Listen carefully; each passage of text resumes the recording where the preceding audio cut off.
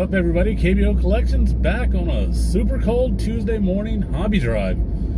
You can kind of see in my windows, you can see the frost and stuff where they've been defrosting. So anyway, yeah. So if you watched the video I did last night, you'll know that I opened a box of 2020 Topps Chrome Black. So what I wanted to do today is just kind of give my opinion on it, give a review on 2020 Topps Chrome Black. Now, there may be some of you that say, like, oh, well, you know, you only open one box, you can't give a fair review, blah, blah, blah, blah, blah. Whatever. I'm going to give a review anyway, but also, I've watched probably 100 boxes being opened, and I've opened one, so I'm not basing this just on what I got in my box. So, first off, Topps Chrome Black, amazing looking card. They look amazing, okay? Definitely one of my favorite products that they released this year. So, that's a little check, you know? They got that right. Now, yeah.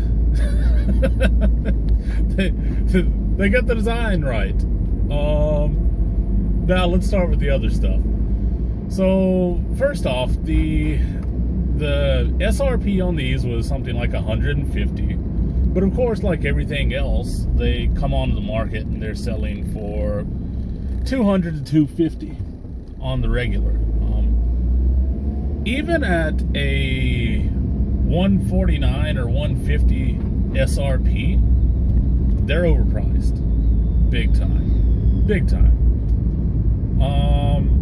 Like I said, I opened one box and I've watched probably 100 others being opened, or at least seen the results of them. And yeah, like, it's one of those deals where the majority of the cards that are shown are selling for, you know, it's a 4-card box, right?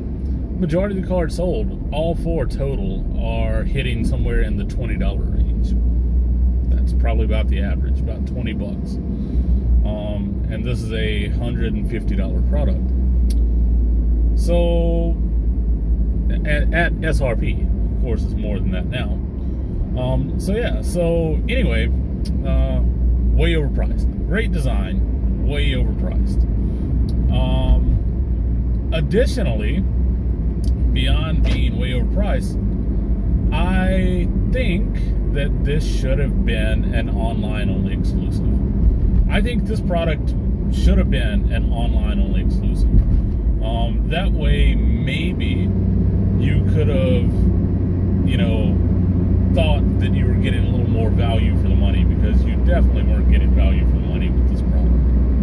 And like I said, there are gonna be haters out there. There are gonna be detractors that are gonna say, like, oh, well, you opened one box, you can't give a fair assessment. Blow me. You know, I can give whatever I want to. So anyway, but yeah, so now, I think they were overpriced. I think they should have been an online exclusive. I think the SRP should have been about $59 a box. $59 a box would have been fair. Not 150 bucks. I think 59 would have been all right for an SRP. And secondary, there's no reason. Actually, to be quite honest, the secondary market, if people would stop and take a look, myself included, if people would stop and take a look at the actual product and not get all hell-bent on opening it or buying it, secondary market prices on this should be about 60 or 70 bucks a box. So basically, people should be losing money at purchase. Unfortunately, that's the way it is, but they're not, because of the way the hobby market is right now. Which, you know, I mean, like, it's good and bad, I guess you could say. So yeah, so my box was one of those boxes that my box is one of the boxes that at a $50 or $60 SRP, I would have been really happy with. My autograph, I actually would have been very happy with in a lot of cases, but it's not something that you're happy with in this price of a box, especially when you're only getting 4 cards total. I would have been even a little happy about. I would have been a little happy about it, even if, you know, say you'd gotten 30 or 40 cards instead of 4. And people were like, "Oh, but this is super limited. It's going to be worth so much, so much." Yeah, I don't think it's that limited, guys. Like, I seriously don't.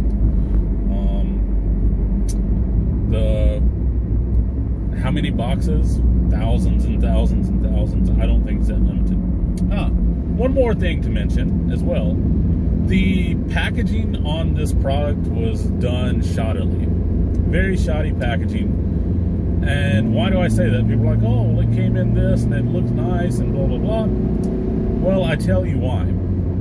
They put the One Touch in, and then they put a foil pack on top of the One Touch, and then they put a sponge on top of that kind of like mashed them down together. Guess what happened?